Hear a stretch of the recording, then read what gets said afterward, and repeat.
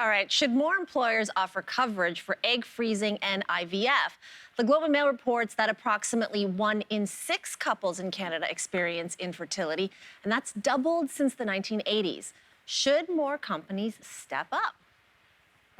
Yeah, I'll jump in here just because I feel like I have a very recent personal experience with this. Mike and I aren't ready to have kids right now, but we do think we might want them in the future. And so we decided over the last year to freeze my eggs, our embryos. And, living in Los Angeles, I know in Ontario, anyways, I believe that if you're under the age of 40, your first round of IVF is covered. Unfortunately, that's not the case where I live in the United States. And so for us, it costs $30,000 US per round.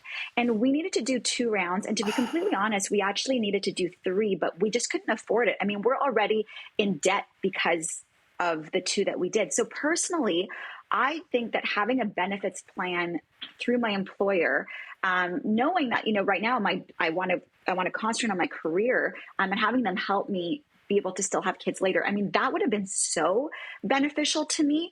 My only concern through lived experience, and I'll bring this up, is if I were to have used that benefit from an employer, then would I be indebted to them? Like, would I be able to leave? And if I were to leave that employment, would I have to pay them back? I mean, how would that work if they were to give me the money? You don't, I'm not going to give my teeth back, right? Like, I've had a few implanted teeth, and it's part of benefits. And so if I ever leave the company, I'm not unless, sure, they can come after my teeth. Those titanium guys are expensive, too. I'm not giving my teeth back, so. Mm-hmm. And every massage and, everything, yeah. I guess it taps into these taboos that we as women already have in the workplace about even maternity leave, right? Yeah. And the idea of when we come back, will people look at us differently? Will we not get the promotions if we take too many? So I think it's almost like, you're right, it shouldn't be any different. But I feel like there is this unsaid difference. But don't you think, Aaliyah, Jasmine, that if a company was actually offering that kind of benefit, which would be amazing, that already could signal to a lot of women who would be interested in working for them that they're progressive, that they back women, that they are pro-mom and pro-parents? Because I think that's why I love the idea, because as you hear those statistics, it's only getting more difficult for couples to have children. And some of that is age-related, because I think for a lot of us, and certainly at least I can speak for myself, that I wanted to get a lot more accomplished in my career and therefore benefit my employer before I was even ready to start thinking about children. But wouldn't it have been such a beautiful thing, or any employer, to say, we believe in you so much that we want you to stay with us. We love you. And this is one of the ways that we're going to show that we support you. We're going to offer this benefit, much like Lainey said, if you have health, dental, chiropodist, whatever, everybody has different things. And those are kind of like a perk for working long-term for a company. It's their way of saying, we care about you. We want you to stay with us long-term. So I don't think that there's a loyalty or an indebtedness that comes out of that. I think that it would just also signal to me, and I would hope that an employer who offers that would also offer really flexible return schedules, or maybe even daycare on site, or some kind of way so that not only when you become a parent, or they'll help you become a parent, they also help you after babies here. And I think that we've seen that in the pandemic. Women have been slammed and hit hard in this job market, and we don't know if any of them or all of them are going to come back.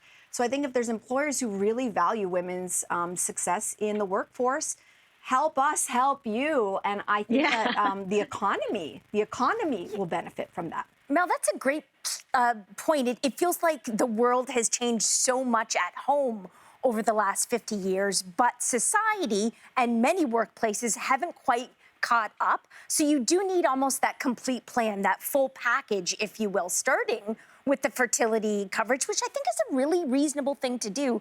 AJ, thank you for sharing that story. I've got friends who have had to sort of choose between these treatments and, having a down payment for a house. And having a down payment for a house would better suit the economy, to your point, Mel.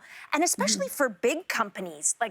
There are a lot of big companies, and some of these big CEOs make upwards of $10 million in a bonus per year. You divide that by $10,000. Isn't that 1,000 IVF treatments? I mean, just kind of spread the wealth maybe a little. Seriously, some of their lunch meetings are an IVF treatment. Yeah.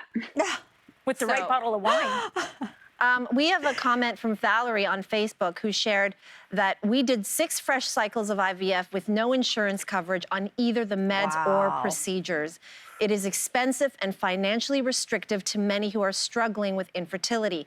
As an IVF veteran, I fully believe more needs to be covered under insurance. No one sets out to be infertile. The emotional and mental heartbreak is just something that can't be described to those who conceive easily. Thank you, Valerie, for sharing that. That's so important for more people to hear. And I think that also would be a side benefit to this benefit. If it becomes a benefit, then people approach it with less. I'm not saying they should feel shame, but there is shame. Yeah. I've talked to many people.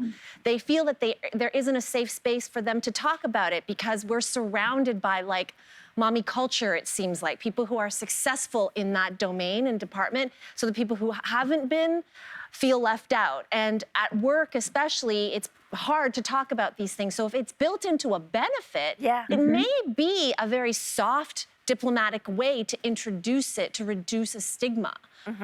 And people like Valerie may, as she refers to the emotional, mental heartbreak, people might be more sensitive and aware of that. I love that. Yeah, and before we move on, Canada is currently underpopulated. That's a whole other topic. We actually need babies and immigration.